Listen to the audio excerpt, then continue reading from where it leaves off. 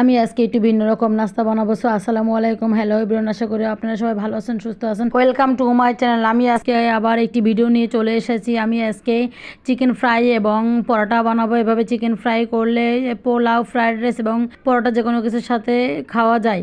এই chicken fry এবং পরোটাটা বাচ্চাদের স্কুলে টিফিনেও দেওয়া যায়। এভাবে খেতে বাচ্চারা বেশ পছন্দ করে। চিকেন ফ্রাই এবং গরম গরম পরোটা খেতে আমার বাচ্চাদের খুব পছন্দ। দেখুন, আমি চিকেন ফ্রাইয়ের জন্য সর্বপ্রথম চিকেনগুলো ধুয়ে পরিষ্কার করে নিয়েছি। এখন ধুয়ে পরিষ্কার করা চিকেনের ভিতরে আদা রসুন বাটা, জিরা বাটা, পেঁয়াজ বাটা, স্বাদমতো লবণ, মরিচের গুঁড়ো, টক দই, সয়া সস, লেবুর রস চিপড়িয়ে দিয়ে দেবো। তারপর এর ভিতরে আমি আচার, রান্নার অয়েল এবং টক দই, টক ভাব যাওয়ার জন্য আমি 1 চামচ চিনি দেবো। চিনিটা দিয়ে সুন্দর করে উল্টিয়ে পাল্টিয়ে চিকেনগুলোকে হাতে ম্যারিনেট করে 30 মিনিট এক সাইডে রেখে দেবো। আমি চিকেনগুলোকে চাকু দিয়ে একটু ডিপ করে কেটে দিয়েছি। এতে করে মশলাগুলো চিকেনের ভিতরে ভালো করে ঢুকে যাবে এবং খেতে খুব টেস্ট হবে। 30 মিনিট পর চিকেনগুলো ফ্রাই করার জন্য আমি চুলাটি প্যান বসিয়েছি। এর ভিতরে তেল দিয়েছি। তেলটা গরম হওয়ার পর আমি এক এক করে সবগুলো চিকেন দিয়ে দিচ্ছি। চিকেনগুলো দেওয়ার পরে আমি সর্বশেষে চিকেনের উপর যে মশলাটা থাকবে সেটা ওই চিকেনের উপরে দিয়ে দেবো। এই মশলাটা দিলে চিকেনটা একটু জুসি ভাব আসে এবং খেতে বেশ ভালোই লাগে। দেখুন, চিকেনগুলো আমার এক এক করে সবগুলো চিকেন দেওয়া প্রায় শেষ। এখন আমি উপরে মশলাটা দিয়ে ঢাকনা দিয়ে আমি কিছুক্ষণ চিকেনগুলো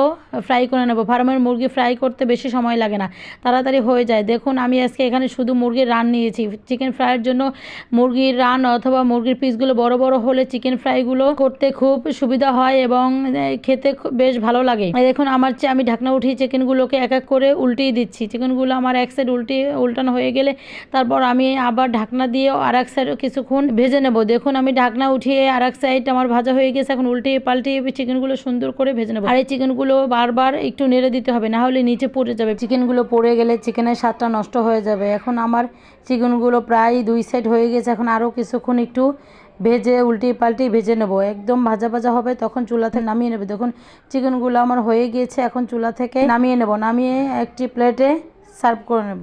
আমি আপনাদেরকে রান্না শেখাচ্ছি না, আমি তেমন রান্না পারি না, তবে যতটুকু পারি আমার পরিবার চলে যায়, যতটুকু পারি তাতেই আলহামদুলিল্লাহ। সার্ভিং প্লেটে ঢেলে তারপর আমি এক সাইডে রেখে এরপর আমি এদিকে আমি আটা সেদ্ধ করে পরোটাগুলো রেডি করে নিয়েছি।